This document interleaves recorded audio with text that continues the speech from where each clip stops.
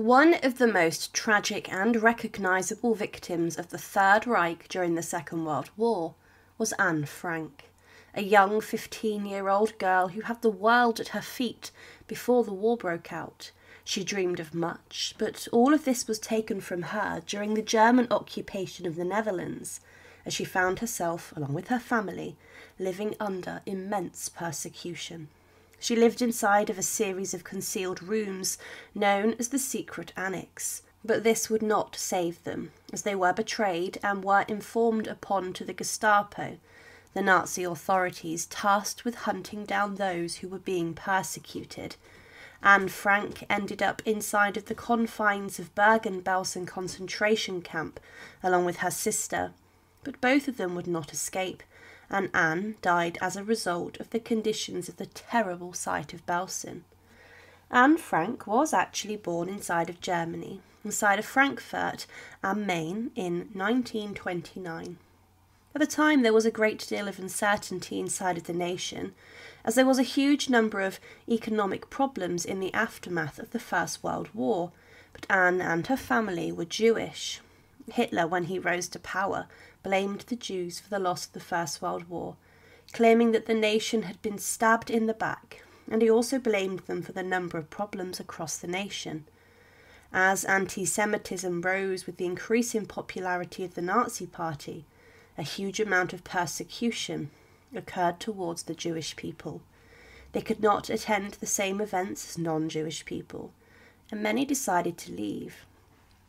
Otto, Anne's father, decided to move his family and left Germany, and they moved to Amsterdam, and Otto founded a company inside of the Dutch capital.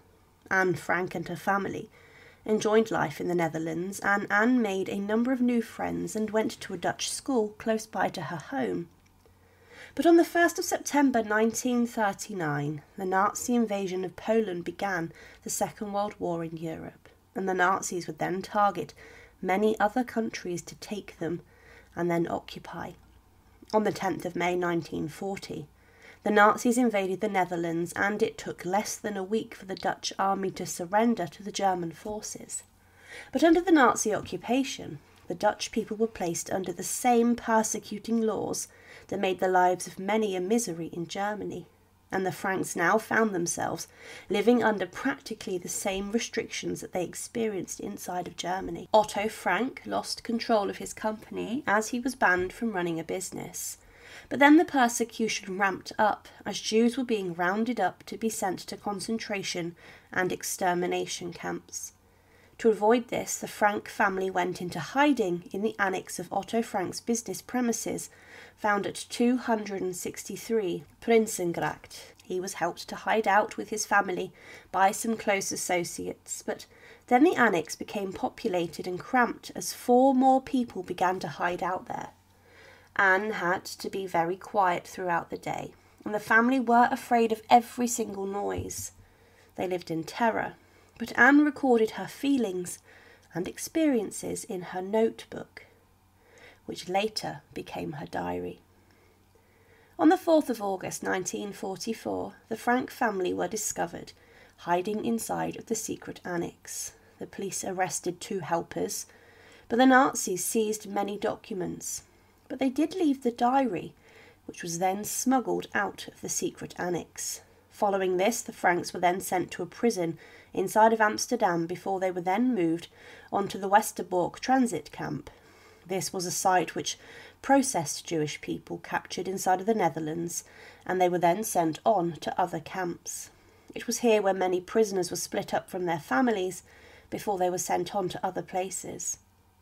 But on the 3rd of September 1944, the Franks were transported from Westerbork to Auschwitz, and they got there after an arduous 3-day journey.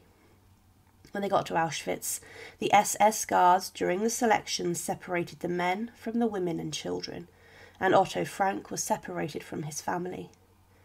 Those who were said to have been fit to complete hard labour were admitted into the camp, but those unfit to do so were sent straight to the gas chambers, with SS guards and officials deciding who lived and who died. Over half of the transport was sent to the gas chambers, but Anne Frank was spared, as she was just 15. She learned of the gassings of the others, but she thought that her father, due to his age, had been killed immediately following the separation, but Otto Frank was the only survivor. When Anne was admitted into the camp, she was forced to strip naked and be disinfected, and she had her head shaved and was given a painful tattoo with a number on her arm. The women were used for slave labour, and Anne had to drag rocks and dig heavy material and then sleep in very overcrowded barracks. She became very quiet and she contracted scabies. She was inside of Auschwitz with her mother and sister, but Edith Frank would stop eating to give food to her daughters. As the end of the war was coming for German forces, plans were drawn up to move prisoners from Auschwitz to other sites, and this included Bergen Belsen. On the 28th of October 1944, selections began for those women to be moved to Belsen. Thousands of prisoners found themselves being sent there as the Second World War entered its final months, and because of this, conditions of the camp became incredibly stretched and deteriorated to a huge extent. There was little to no food available, and the barracks were overcrowded, and disease rampaged throughout the camp, claiming the lives of thousands. At its deadliest, thousands were dying every single week inside of the camp, and when it was liberated by the British, over 10,000 unburied corpses lay all around Bergen Belsen. The SS guards of the site were also ruthless in their treatment of the inmates, and women such as Irma Grazer and Elizabeth Volkenrath were brought to Belsen to oversee female prisoners, and for their murderous actions they later were sent to the hangman's gallows for their crimes. But inside of Bergen Belsen, Anne Frank was described as bold, emaciated and shivering, and a former friend was shocked at her state. She, still inside of the concentration camps, dreamed of her release and that she would be able to write about her experiences.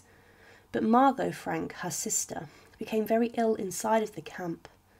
Margot was just 19 and she became very weak, and she died from typhus, having contracted the disease inside of Belsen. One witness to Margot's death claimed that, first, Margot had fallen out of bed onto the stone floor. She couldn't get up anymore. Anne died a day later. 3 days before her death from typhus was when she had thrown away all of her clothes during dreadful hallucinations that happened just before the liberation. The conditions of Belsen were truly horrific, and they were summed up by a reporter when the camp was liberated. It was this that Anne Frank had put up with on a daily basis, and the reporter stated, "Here, over an acre of ground lay dead and dying people. You could not see which was which. The living lay with their heads against the corpses, and around them moved the awful, ghostly procession of emaciated, aimless people with nothing to do and with no hope of life, unable to move out of the way, unable to look at the terrible sights around them. Babies had been born here, tiny, weazened things that could not live. A mother, driven mad, screamed at a British sentry to give her milk for her child and thrust the tiny mite in his arms, then ran off crying terribly. He opened the bundle and found the baby had been dead for days. This day at Belsen was the most horrible of my life." Anne Frank died inside of Bergen Belsen around February or March 1945, and it's suggested that she died from the typhus epidemic that claimed the lives of 17,000 prisoners at the camp. It was claimed by a survivor that Anne's bed was around the corner from me. She was delirious, terrible, burning up. It's believed that Anne died a day after Margot, as mentioned, and their deaths occurred weeks before the camp was liberated by the British. They began to show typhus symptoms by the 7th of February 1945, and most died within 2 weeks of their first symptom appearing. Following her death, it's not known if her body was left in a pile, which was discovered by the British along with thousands of other corpses. Her remains were buried inside of a mass grave along with that of her family members, and still remain under the soil of Bergen Belsen today. The only member of the Frank family to survive the Second World War was Otto Frank, who later published her diary, and it became one of the best-selling books of all time. Today there is a memorial for Margot and Anne Frank found inside of the former site of Bergen Belsen Concentration Camp, and this does not mark the site of their burial but acts as a memorial stone for the Frank sisters. She was only 15 when she died, and Anne became one of millions of victims of the Nazis during the Second World War. Bergen Belsen, where she died, was described by the British as hell on earth, and they later forced the former guards who were discovered in the site to clean up the bodies. There are disturbing images of the guards having to clean up the thousands of bodies stood amongst the mass graves, and there is a possibility that one of these victims inside of these pits is Anne Frank. Her story is a tragic one, and she's remembered today as one of the most recognisable victims of the Nazis during the Second World War. Thank you for watching, and to support, please subscribe to Her Remarkable History. Thank you.